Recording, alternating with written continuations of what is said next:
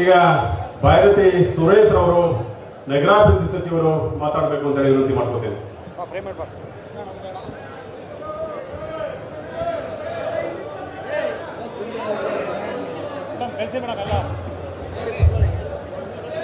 बोलो कांग्रेस पार्टी के ಬಿಜೆಪಿ ಅವಧಿಯ ಪ್ರಮುಖ ಹಗರಣಗಳ ವಿವರವನ್ನು ನೀಡಲಿಕ್ಕೆ ಕಾಂಗ್ರೆಸ್ ಪಾರ್ಟಿ ಈ ಕಾರ್ಯಕ್ರಮವನ್ನು ಹಮ್ಮಿಕೊಂಡಿದೆ. ಈ ಕಾರ್ಯಕ್ರಮಕ್ಕೆ ರಾಮನಗರದಲ್ಲಿ ಸೇರಿರುವ ಎಲ್ಲ ನನ್ನ ಪ್ರೀತಿಯ ಸಹೋದರ ಸಹೋದರಿಯರೇ, ವೇದಿಕೆ ಮೇಲೆ ಆಸೀನರಾಗಿರುವಂತಹ ರಾಮನಗರ ಉಸ್ತುವಾರಿ ಸಚಿವರಾದ ರಾಮಲಿಂಗಾರೆಡ್ಡಿ ಅಣ್ಣವರೇ, ಮಾಜಿ ಲೋಕಸಭಾ ಸದಸ್ಯರಾದ ಡಿ.ಕೆ. ಸುರೇಶ್ ಅಣ್ಣವರೇ ಹಾಗೂ ಸಂಪುಟದ ಎಲ್ಲ ನನ್ನ ಸಹೋದ್ಯೋಗಿ ಮಿತ್ರರೇ, ವೇದಿಕೆ ಮೇಲೆ ಆಸೀನರಾಗಿರುವಂತಹ ಎಲ್ಲ ಶಾಸಕರುಗಳೇ ಹಾಗೂ ಕಾಂಗ್ರೆಸ್ ಪಕ್ಷದ ಎಲ್ಲ ಧೀಮಂತ ನಾಯಕ ನಾಯಕಿಯರೇ, ಇವತ್ತು ಕಾಂಗ್ರೆಸ್ ಸರ್ಕಾರ ಈ ರಾಜ್ಯದ ಧೀಮಂತ ಮುಖ್ಯಮಂತ್ರಿಗಳಾದ ಸಿದ್ದರಾಮಯ್ಯನವರು, ಈ ರಾಜ್ಯದ ಧೀಮಂತ ನಾಯಕರಾದ ಡಿ.ಕೆ. ಶಿವಕುಮಾರ್ ಅವರ ನೇತೃತ್ವದಲ್ಲಿ ಅತ್ಯಂತ ಉತ್ತಮವಾಗಿ ಆಡಳಿತವನ್ನು ನಡೆಸ್ತಾ ಇದೆ. ಈ ಆಡಳಿತವನ್ನು ನೋಡಿ ಇವತ್ತು ಒಟ್ಟವರಿ ಬಿದ್ದು ಈ ಬಿಜೆಪಿಯವರು ಜೆಡಿಎಸ್ ಅವರು ನಮ್ಮ ಪಕ್ಷದ ವಿರುದ್ಧ ಪಿತೂರಿಯನ್ನ ಮಾಡ್ತಾ ಇದ್ದಾರೆ. ಇವತ್ತು ಕೆಂಗೇರಿಯಲ್ಲಿ ಪಾದಯಾತ್ರೆಯನ್ನ ಹಮ್ಮಿಕೊಂಡಿದ್ದಾರೆ. ಯಾರೋ ಮೊನ್ನೆ ಹೇಳ್ತಾ ಇದ್ರು, ಇದು ಬಿಜೆಪಿ ಪಾದಯಾತ್ರೆ ಅಲ್ಲ, ಇದು ಶವಯಾತ್ರೆ ಅಂತ. ಇಂತಹ ಒಂದು ಸಂದರ್ಭದಲ್ಲಿ ಕುಮಾರಸ್ವಾಮಿ ಹೇಳಿದ್ರು, ರೈತರು ಕಷ್ಟದಲ್ಲಿದ್ದಾರೆ, ಬಹಳಷ್ಟು ಮಳೆಗಳಾಗಿ 100 ಜನ ಸಾಯ್ತಾ ಇದ್ದಾರೆ, ನಾವು ಬೆಂಬಲ ಕೊಡೋದಿಲ್ಲ ಅಂತ ಹೇಳಿ ಒಂದೇ ದಿನದಲ್ಲಿ ಚೈನ್. ಈ ತರ ದಿವಸಕ್ಕೆ ಒಂದು ಬಣ್ಣ ಹಾಕುವಂತ ವ್ಯಕ್ತಿಗಳಿಗೆ ಯಾವ ತರ ಈ ರಾಜ್ಯದ ಜನ ಪಾಠವನ್ನು ಕಲಿಸಿದ್ದಾರೆ ಅಂತ ಹೇಳಿ ಈಗಾಗಲೇ ಅದು ನಮ್ಮ ಮುಂದೆ ಪ್ರೂವ್ ಆಗಿದೆ. 136 ಶಾಸಕರನ್ನ ಗೆಲ್ಲಿಸಿ ನೀವೆಲ್ಲ ಆಶೀರ್ವಾದ ಮಾಡಿದ್ರಿಂದ ಇವತ್ತು ನಮ್ಮ ರಾಜ್ಯದಲ್ಲಿ ಕಾಂಗ್ರೆಸ್ ಸರ್ಕಾರ ಆಡಳಿತದಲ್ಲಿದೆ. ಮುಖ್ಯಮಂತ್ರಿಗಳಾದ ಸಿದ್ದರಾಮಯ್ಯನವರು, ಉಪಮುಖ್ಯಮಂತ್ರಿಗಳಾದ ಡಿ.ಕೆ. ಶಿವಕುಮಾರ್ ಅವರು ಅತ್ಯುತ್ತಮವಾದ ಸರ್ಕಾರವನ್ನ ಈ ನಾಡಿನ ಜನತೆಗೆ ಕೊಟ್ಟಿದೆ. ಪಂಚ ಯೋಜನೆಗಳ ಮುಖಾಂತರ ಈ ರಾಜ್ಯದ ಜನತೆಗೆ ವರ್ಷಕ್ಕೆ ಸುಮಾರು 64,000 ಕೋಟಿಗಳನ್ನು ಕೊಟ್ಟು ಬಡವರನ್ನ, ಮಧ್ಯಮ ವರ್ಗದವರನ್ನ ಆರ್ಥಿಕವಾಗಿ ಮೇಲೆತ್ತುವ ಕೆಲಸವನ್ನು ಮಾಡಿದ್ದಾರೆ. ಬಿಜೆಪಿ ಅವಧಿಯಲ್ಲಿ ಸುಮಾರು 21 ಹಗರಣಗಳು ನಡೆದವು. ಬಿ.ಎಸ್. ಯಡಿಯೂರಪ್ಪ ಎಪಿಎಂಸಿ ಆಗಿದ್ದಾಗ 47 ಕೋಟಿ ರೂಪಾಯಿ, ಭೂಮಿ ನಿಗಮದಲ್ಲಿ 67 ಕೋಟಿ ರೂಪಾಯಿ, 87 ಕೋಟಿ. ಶ್ರೀರಾಮುಲು ಮಂತ್ರಿ ಆಗಿದ್ದಾಗ ದೇವರಾಜ ಅರಸು ಟ್ರಕ್ಕರ್ನಲ್ಲಿ 50 ಕೋಟಿ.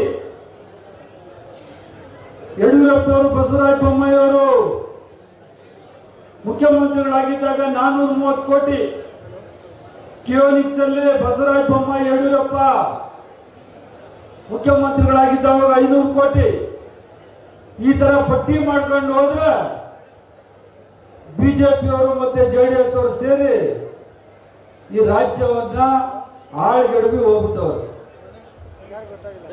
ಅವರು ಕೆಡಿಸಿ ಹೋದಂತಹ ಆರ್ಥಿಕ ವ್ಯವಸ್ಥೆಯನ್ನ ಇವತ್ತು ಸಿದ್ದರಾಮಯ್ಯನವರು, ಡಿ.ಕೆ. ಶಿವಕುಮಾರ್ ಅವರು ಸೇರಿ ಸರಿಮಾಡಿಸುವಂತ ಕೆಲಸ ಮಾಡ್ತಾ ಇದ್ದಾರೆ. ಇದನ್ನ ಇವತ್ತು ಸಹಿಸಕ್ಕಾಗ್ತಾ ಇಲ್ಲ. ಅತ್ಯಂತ ಕೆಟ್ಟ ಕೇಸ್ಗಾಗಿ ಇವತ್ತು ಬಿಜೆಪಿ ಅವರು, ಜೆಡಿಎಸ್ ಅವರು ಇವತ್ತು ಹೋರಾಟ ಮಾಡ್ತಾ ಇದ್ದಾರೆ. ಈ ರಾಜ್ಯದ ಜನತೆಗೆ ಗೊತ್ತಿದೆ ಯಾವುದಕ್ಕೆ ಅವರ ಹೋರಾಟ ಅಂತ. ಯಡಿಯೂರಪ್ಪನವ್ರನ್ನ ಸ್ಟೇಜ್ ಮೇಲೆ ಕುಂಡಿಸ್ಕೊಂಡು ಭ್ರಷ್ಟಾಚಾರದ ಬಗ್ಗೆ ಪಾಠ ಹೇಳಿದ್ರೆ ಇದಕ್ಕೇನಾದ್ರೂ ಬೆಲೆ ಇದೆಯಾ? ಕುಮಾರಸ್ವಾಮಿ ಅವರು ಮಾನ್ಯ ಕೇಂದ್ರ ಸಚಿವರು ಯಾವುದೇ ಒಂದು ವ್ಯಕ್ತಿಗತವಾಗಿ ಮಾತಾಡಬಾರ್ದು ಅಂತ ಅವ್ರಿಗೆ ಅರಿವಿಲ್ಲ. ಅವರ ಮಟ್ಟಕ್ಕೆ ಹೋಗಿ ಹಿಡಿದು ಮಾತಾಡ್ಲಿಕ್ಕೆ ನಮ್ಮ ಕೈಯಲ್ಲಿ ಸಾಧ್ಯ ಇಲ್ಲ. ನಾನು ಸುರೇಶ್ ರೆಡ್ಡಿಗೆ ಹೇಳ್ತಾ ಇದ್ದೆ, ಬೇಡ ಅವ್ರ ತರ ನಾವು ಮಾತಾಡೋದು ಬೇಡ. ಉಪಮುಖ್ಯಮಂತ್ರಿಗಳು ಹೇಳಿದ್ರು ಅವ್ರ ತರ ಭಾಷೆ ನಮ್ಗೆ ಮಾತಾಡೋದು ಬೇಡ. ನಮ್ಮದೇ ಆದ ನೀತಿ ನಿಜಾಯಿತಿಗಳಿದ್ದಾವೆ, ಅದ್ರ ಪ್ರಕಾರ ನಾವು ಆಡಳಿತ ಮಾಡೋಣ. ಅವ್ರ ಹೊಟ್ಟೆಯವರಿಗೆ ಮದ್ದು ಏನಾದ್ರು ಕೊಡಬೇಕು ಅಂದ್ರೆ ನಾವು ಕರ್ನಾಟಕದ ಜನತೆಗೆ ಒಳ್ಳೆಯದನ್ನ ಮಾಡಬೇಕು, ಬಡವರಿಗೆ ಒಳ್ಳೆಯದನ್ನ ಮಾಡಬೇಕು, ರೈತರಿಗೆ ಒಳ್ಳೆಯದನ್ನ ಮಾಡಬೇಕು, ಮಹಿಳೆಯರ ಪರವಾಗಿ ಸರ್ಕಾರ ನಿಲ್ಬೇಕು ಅಂತ ಹೇಳಿದ್ರು. ಹೌದು, ಅವರು ಹೇಳೋದು ಸರಿ ಇದೆ ಅಂತ ನನಗೂ ಅನಿಸ್ತು. ಆದ್ರಿಂದ ಅವ್ರ ಬಗ್ಗೆ ಮಾತಾಡೋದಕ್ಕಿಂತ ಸುಮ್ಮನೆ ಇರೋದೇ ನಾನು ಒಳ್ಳೇದು ಅಂತ ಹೇಳಿ ಈ ಸಂದರ್ಭದಲ್ಲಿ ಭಾವಿಸ್ತೇನೆ. ಸಿದ್ದರಾಮಯ್ಯನವರ ಪತ್ನಿ ಪಾರ್ವತಮ್ಮನವರಿಗೆ ಅರ್ಶನಕುಂಭದಲ್ಲಿ ಬಂದಂತಹ ಜಮೀನಿಗೆ 3 ಎಕರೆ 16 ಗುಂಟೆಗೆ ಮೂಡ ಕೊಟ್ಟಿದ್ದು 38,000 ಅಡಿ ಸೈಟ್. ಈ ತರ 125 ಸೈಟ್ಗಳನ್ನು ಕೊಟ್ಟಿದೆ. ಬದಲಿ ನಿವೇಶನಗಳಾಗಿ 1075 ಪ್ರಕರಣಗಳು ಕೊಟ್ಟಿದೆ. ಇದೆಲ್ಲ ಕೊಟ್ಟಿರೋದು ಬಿಜೆಪಿ ಸರ್ಕಾರದಲ್ಲಿ. ಅದು ಹೇಳಿದ್ರೆ ಅವ್ರು ಗೊತ್ತೇವರಿ, ಅದು ಹೇಳಿದ್ರೆ ನಿಮ್ಮ ಸಿದ್ದರಾಮಯ್ಯ ಸರಿ ಇಲ್ಲ, ನಿಮ್ ಡಿ ಕೆ ಶಿವಕುಮಾರ್ ಸರಿ ಇಲ್ಲ ಅಂತ ಹೇಳ್ತಾರೆ. ಇಡಿ, ಸಿಬಿಐ, ಇನ್ಕಮ್ ಟ್ಯಾಕ್ಸ್ ಇವೆಲ್ಲವನ್ನ ಕಾಂಗ್ರೆಸ್ ಸರ್ಕಾರದ ಮೇಲೆ ಚೂ ಬಿಡ್ತಾ ಇರುವಂತಹ ಕೆಲಸವನ್ನ ಇವತ್ತು ಈ ಬಿಜೆಪಿ ಮತ್ತೆ ಜೆಡಿಎಸ್ ಸರ್ಕಾರ ಇಬ್ರು ಸೇರ್ಕೊಂಡು ಮಾಡ್ತಾ ಇದ್ದಾರೆ. ನಮ್ಮೆಲ್ಲರ ಧೀಮಂತ ನಾಯಕರು, ಕೆಪಿಸಿಸಿ ಅಧ್ಯಕ್ಷರು, ನಾನು ಉಪಮುಖ್ಯಮಂತ್ರಿಗಳಾದ ಡಿ ಕೆ ಶಿವಕುಮಾರ್ ಅವರೇ, ಅವ್ರಿಗೂ ನಾನು ಸ್ವಾಗತವನ್ನು ಕೊಡ್ತಾ ಇದ್ದೇನೆ.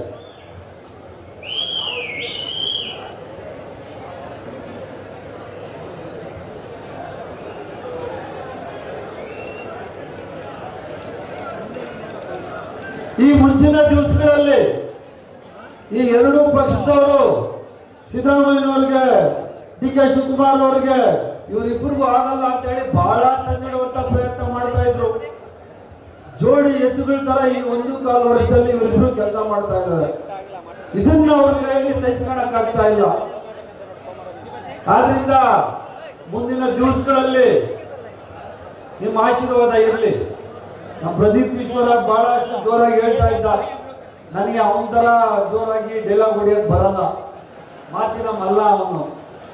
ಅವ್ರು ಹೇಳ್ತಾ ಇದ್ದ, ಸುರೇಶ್ ಅಣ್ಣವ್ರಿಗೆ ರಾಮನಗರದ ಜನತೆ ಅವ್ರಿಗೆ ಕೂಲಿ ಕೇಳಿದ್ರು ಕೆಲಸ ಮಾಡಿ ಕೆಲಸ ಪಾಪ ಅವ್ರಿಗೆ ಕೊಟ್ಟಿಲ್ಲ. ಅದಂತೂ ಸತ್ಯ, ನೀವು ಒಪ್ಕೋಬೇಕಾಗ್ತದೆ. ಇಲ್ಲಿರೋರ ಬಗ್ಗೆ ನಾನು ಮಾತಾಡ್ತಾ ಇಲ್ಲ. ಅವ್ರು ಪಟ್ಟಂತಹ ಕಷ್ಟ, ನಿಮ್ಗೆ ಮಾಡಿದಂತ ಸೇವೆಗೆ ಅವ್ರಿಗೆ ಪ್ರತಿಫಲ ಸಿಗ್ಲಿಲ್ಲ. ಆದ್ರೆ ಮುಂದಿನ ದಿವಸಗಳಲ್ಲಿ ನಿಮ್ಮ ಆಶೀರ್ವಾದ, ಡಿ ಕೆ ಶಿವಕುಮಾರ್ ಅವ್ರನ್ನ ಯಾರೇನು ಮಾಡಕ್ಕಾಗಲ್ಲ. ಆದ್ರೆ ಅತ್ಯಂತ ಕಷ್ಟಪಟ್ಟಂತ ವ್ಯಕ್ತಿ, ಇಡೀ ನಾನು ಮುಂಚೆ ಯಾವುದೋ ಒಂದು ಸಂದರ್ಭದಲ್ಲಿ ಹೇಳಿದ್ದೆ, ಇಡೀ ದೇಶದಲ್ಲಿ ಅತ್ಯಂತ ಕ್ರಿಯಾಶೀಲ MP ಯಾರಾದ್ರೂ ಈ ದೇಶದಲ್ಲಿ ಇದ್ರೆ ಅದು ಡಿ ಕೆ ಸುರೇಶ್ ಅಂತ ಹೇಳಿ. ಅದ್ ಯಾವ ಮೋಡಿಗೆ ನೀವು ರಾಮನಗರ ಜನತೆ ಒಳಗಾದ್ರೂ ಗೊತ್ತಿಲ್ಲ. ಅವ್ರೇನ್ ತಪ್ಪು ಮಾಡಿದ್ರಿ ಅಂತ ನೀವು ಶಿಕ್ಷೆ ಕೊಟ್ರು ಅಂತ ನನ್ಗೆ ಇವತ್ತು ಅರ್ಥ ಆಗ್ತಾ ಇಲ್ಲ. ಆದ್ರೆ ಮುಂದಿನ ದಿವಸಗಳಲ್ಲಿ ಡಿ ಕೆ ಶಿವಕುಮಾರ್ ಅವ್ರನ್ನ ನೀವು ಯಾವ ತರ ಬೆಳೆಸಿ ದೊಡ್ಡ ಸ್ಥಾನದಲ್ಲಿ ಇಟ್ಟಿದ್ದೀರಿ, ಅದೇ ತರ ಡಿ ಕೆ ಸುರೇಶ್ ಅವರು ನೀವು ಇಡಬೇಕು. ಅವರು ನಿಮ್ ಜೊತೆ ಇದ್ದು ಕೆಲಸ ಮಾಡೋರು. ನಿಮ್ಮ ಆಶೀರ್ವಾದ ಕಾಂಗ್ರೆಸ್ ಪಕ್ಷದ ಮೇಲೆ ಇರ್ಲಿ, ಸಿದ್ದರಾಮಯ್ಯ ಅವ್ರ ಮೇಲೆ ಇರ್ಲಿ, ಡಿ ಕೆ ಶಿವಕುಮಾರ್ ಸಾಹೇಬ್ರ ಮೇಲೆ ಇರ್ಲಿ ಅಂತ ನಾನು ಈ ಸಂದರ್ಭದಲ್ಲಿ ಹೇಳಿ, ನಾವು ಇದೇ ತರ ಕಾರ್ಯಕ್ರಮಗಳನ್ನ ಮೈಸೂರು ತನಕ ಮಾಡ್ಕೊಂಡು ಹೋಗ್ತಾ ಇರ್ತೀವಿ. ಬಿಜೆಪಿ ಅವರು, ಜೆಡಿಎಸ್ ಅವರು ಅದೇನೋ ಮಾಡ್ಕೊಂಡು ಅನೈತಿಕ ಸಂಬಂಧ ಮಾಡ್ಕೊಂಡು ಈ ರ್ಯಾಲಿ ಮಾಡ್ತಾರಲ್ಲ, ಇದು ಬಿಜೆಪಿ ಜೆಡಿಎಸ್ ರ್ಯಾಲಿ ಅಲ್ಲ, ಕಾಲ್ನಡಿಗೆ ಯಾತ್ರೆ ಅಲ್ಲ, ಶವಯಾತ್ರೆ. ಇದನ್ನೆಲ್ಲ ನಾವು ವಿರೋಧ ಮಾಡ್ತೀವಿ ಅಂತ ನಾವು ಈ ಸಂದರ್ಭದಲ್ಲಿ ಹೇಳಿ, ಇಷ್ಟೊಂದು ಸಾವಿರಾರು ಸಂಖ್ಯೆಯಲ್ಲಿ ನೀವೆಲ್ಲ ಸೇರಿದ್ದೀರಿ. ನಿಮ್ಗೆಲ್ರಿಗೂ ಕರ್ನಾಟಕ ರಾಜ್ಯ ಕಾಂಗ್ರೆಸ್ ಸಮಿತಿಯ ಪರವಾಗಿ ಧನ್ಯವಾದಗಳನ್ನ ತಿಳಿಸಿ ನನ್ನ ಮಾತುಗಳನ್ನು ಮುಗಿಸ್ತೀನಿ. ಜೈ ಹಿಂದ್, ಜೈ ಕಾಂಗ್ರೆಸ್ ಪಾರ್ಟಿ.